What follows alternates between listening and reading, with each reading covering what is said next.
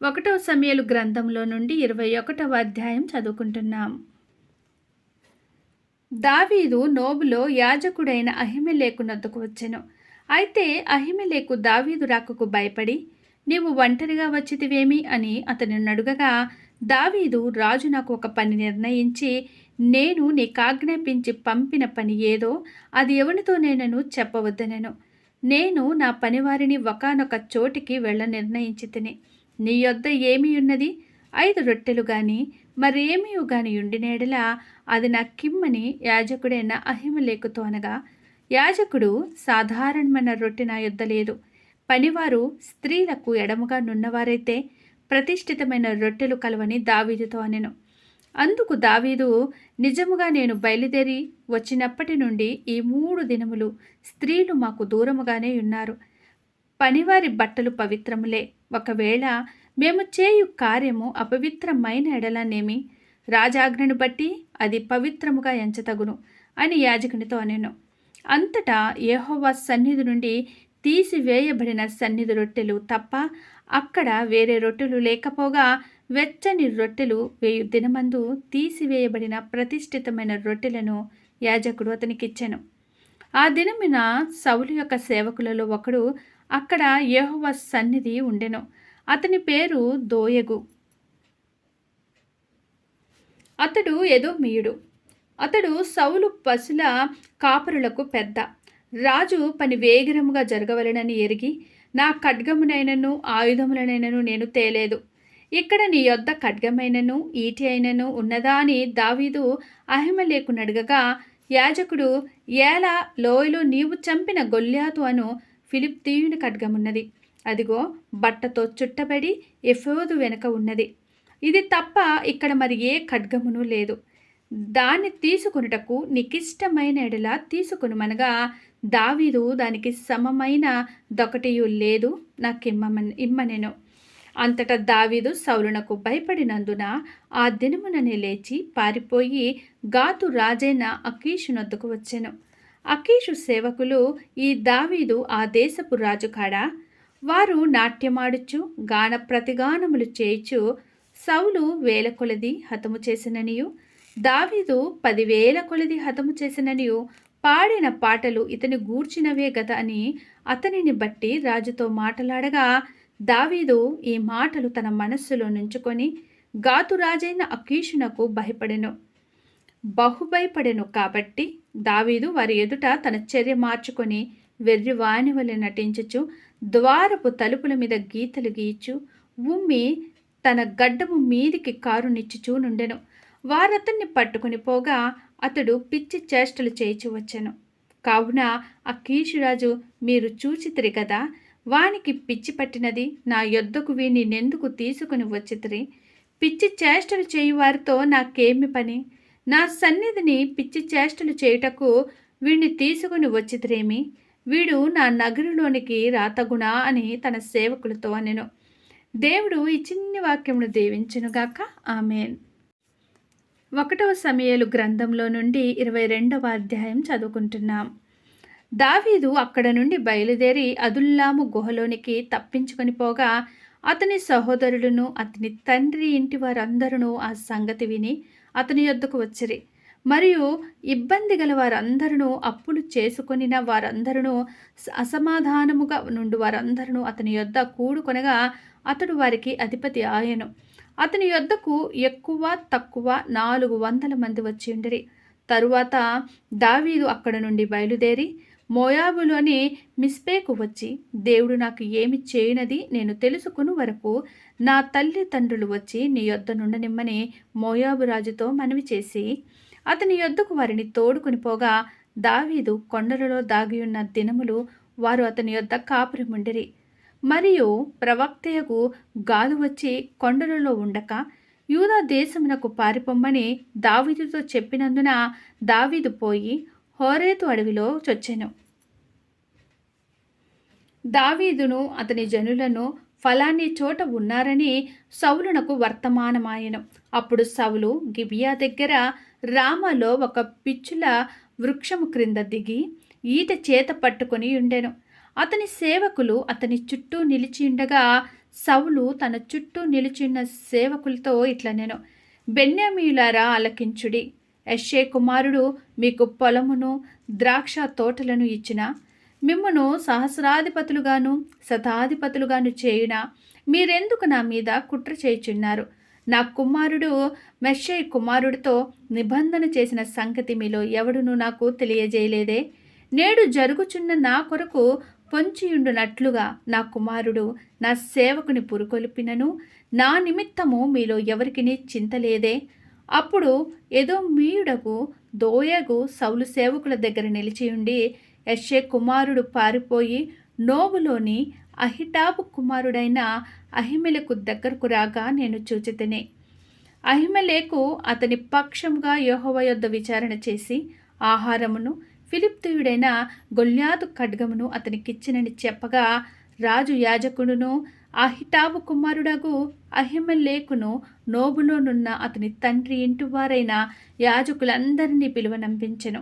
వారు రాజునొద్దకు రాగా, సౌలు అహిటాబు కుమారుడా ఆలకించుమనగా, అతడు చిత్తము నా ఏలినవాడా నేను. సౌలు, నీవు యెష్షై కుమారునికి ఆహారమును ఖడ్గమును ఇచ్చి అతని పక్షమున దేవుని యొద్ద విచారణ చేసి, అతడు నా మీదికి లేచి నేడు జరుగుచున్నట్టు పొంచిండుటకై అతడును నీవును జతకూడితిరేమని అడుగగా, అహిమెలెకు రాజా, రాజునకు అల్లుడై నమ్మకస్తుడై ఆలోచనకర్తైన నీ నగరిలో ఘనత వహించిన దావీదు వంటి వాడు నీ సేవకులందరిలో ఎవడున్నాడు?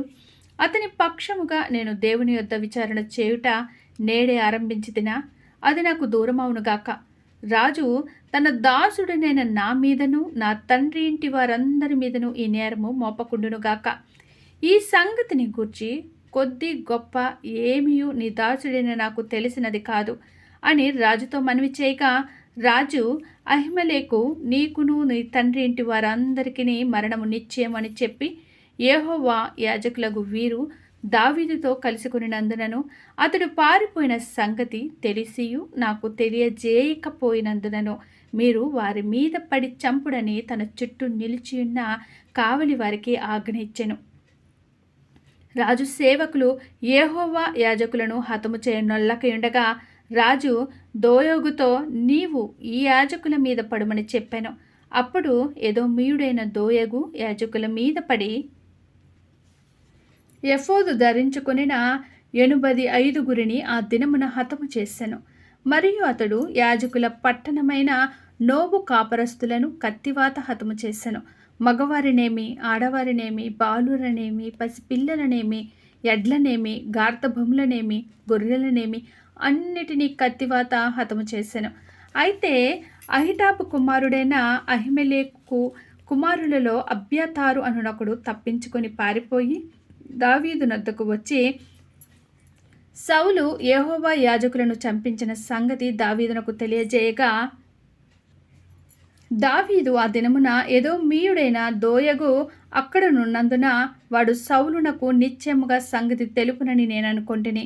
నీ తండ్రి ఇంటి వారందరికీ మరణము తప్పించుటకు నేను కారకుడనైతిని కదా. నీవు భయపడక నా యొద్ద ఉండుము. నా యొద్ద నీవు భద్రంగా ఉందువు. నా ప్రాణము తీయజూచువాడును నీ ప్రాణమును తీయజూచువాడును ఒకడే అని అబ్యాతారుతో చెప్పెను. దేవుడు ఈ చిన్ని వాక్యమును దీవించునుగాక. ఆమేన్. 1 సమూయేలు గ్రంథంలో నుండి 23వ అధ్యాయము చదువుకుంటున్నాం. తరువాత ఫిలిష్తీయులు కెయిలా మీద యుద్ధము చేసి కళ్ళముల మీద ధాన్యమును దోచుకొనిచున్నారని దావీదునకు వినబడెను. అంతటా దావీదు, నేను వెళ్ళి ఈ ఫిలిష్తీయులను హతము చేయుదునా అని యెహోవా యొద్ద విచారణ చేయగా, యెహోవా నీవు వెళ్ళి ఫిలిష్తీయులను హతము చేసి కెయిలాను రక్షించమని దావీదునకు సెలవిచ్చెను. దావీదుతో కూడిన జనులు, మేము ఇచ్చట యూదా దేశంలో ఉండినను మాకు భయముగా ఉన్నది. ఫిలిష్తీయుల సైన్యములకెదురుగా కెయిలాకు మేము వచ్చినెడలా మరింత భయము కలుగును గదా అని దావీదుతో అనగా, దావీదు మరలా యెహోవా యొద్ద విచారణ చేసెను.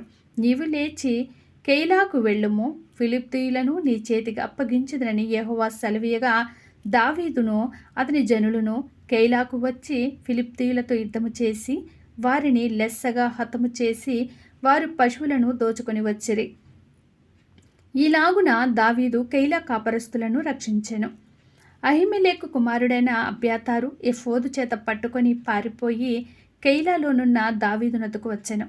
దావీదు కెయిలాకు వచ్చిన సంగతి సౌలు విని, దావీదు ద్వారములను అడ్డుగడులను గల పట్టణంలో ప్రవేశించి అందులో మూయబడి ఉన్నాడు, దేవుడు అతనిని నా చేతికి అప్పగించననుకొనెను. కాబట్టి సౌలు కెయిలాకు పోయి దావీదును అతని జనులను ముట్టడించవలనని జనులందరినీ యుద్ధమునకు పిలువనంపించెను.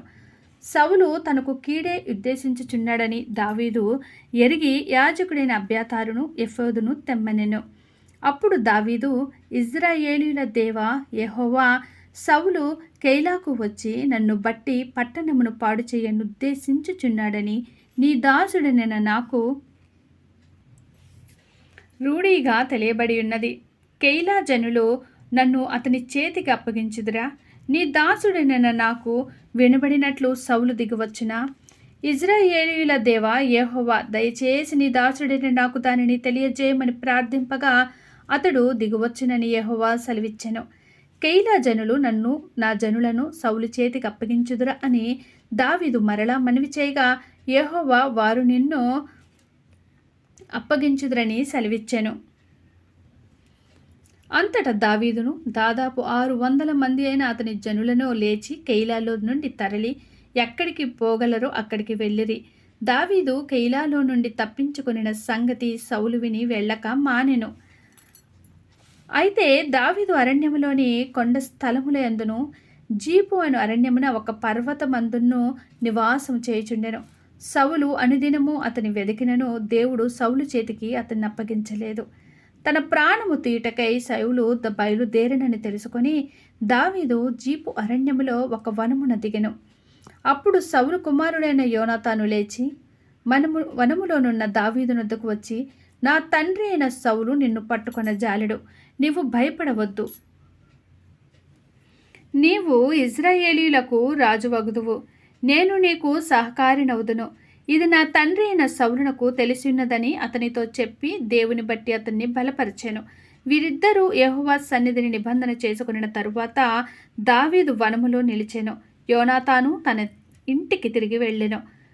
జీఫీయులు బయలుదేరి గిబియాలోనున్న సౌలునొద్దకు వచ్చి యెషిమోనుకు దక్షిణముననున్న అహిలా మన్యములోనికి అరణ్యమున కొండ స్థలముల యందు మా మధ్యను దావీదు దాగి ఉన్నాడే, రాజా నీ మనోభీష్టమంతటి చొప్పున దిగరమ్ము, రాజువైన నీ చేతికి అతనిని అప్పగించుట మా పని అని చెప్పగా సౌలు వారితో ఇట్లనెను, మీరు నాయందు కనికరింపబడినందుకై మీకు యెహోవా ఆశీర్వాదములు కలుగునుగాక.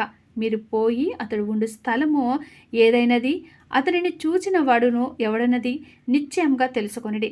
అతడు బహుయుక్తిగా ప్రవర్తించుచున్నాడని నాకు వినబడెను గనుక మీరు బహు జాగ్రత్తగా నుండి అతడుండు మరుగు తావులను కనిపెట్టియున్న సంగతి అంతా నాకు తెలియజేయుటకై మరలా నా యొద్దకు తప్పక రండి. అప్పుడు నేను మీతో కూడా వత్తును. అతడు దేశంలో ఎక్కడ నుండినను యూదా వారందరిలో నేను అతన్ని వెతికి పట్టుకొందును. అంతటా వారు లేచి సౌలు కంటే ముందు జీపునకు తిరిగి వెళ్ళిరి. దావీదు అతని జనులను యెషిమోనుకు దక్షిణము వైపుననున్న మైదానములోని మోయోను అరణ్యములో ఉండగా సౌలును అతని జనులను తన్ను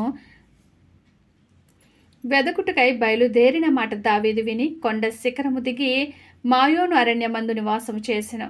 సౌలు అది విని మాయోను అరణ్యములో దావీదును తరుమబోయెను. అయితే సౌలు పర్వతము ఈ తట్టైనను దావీదును అతని జనులను పర్వతము ఆ తట్టునను పోవుచుండగా దావీదు సౌలు దగ్గర నుండి తప్పించుకొని పోవలనని త్వరపడుచుండెను. సౌలును అతని జనులను దావీదును అతని జనులను పట్టుకొనవలనని వారిని చుట్టూ కొనుచుండిరి.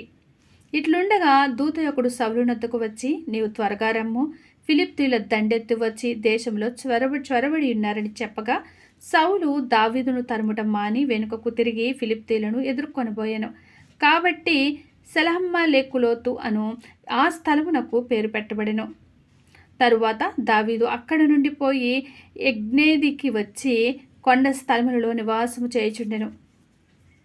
దేవుడు ఈ చిన్ని వాక్యమును దీవించెనుగాక. ఆమేన్. ఈ బైబిల్ రీడింగ్ అనేది మీకు నచ్చినట్లయితే ప్లీజ్ లైక్ చేయండి, షేర్ చేయండి, సబ్స్క్రైబ్ చేయండి. మీ లైక్ సబ్స్క్రైబ్ అనేది హ్యూసన్న బైబిల్కి చాలా చాలా అవసరం అండి. మీ అందరికీ ప్రత్యేకమైన కృతజ్ఞతలు తెలియజేసుకుంటున్నాను. ప్లీజ్ చూసిన ప్రతి ఒక్కరు లైక్ చేయడం మాత్రం మర్చిపోకండి. సబ్స్క్రైబ్ చేయడం మాత్రం మర్చిపోకండి. దేవుడు మనందరికీ తోడైండును గాక. ఆమేన్.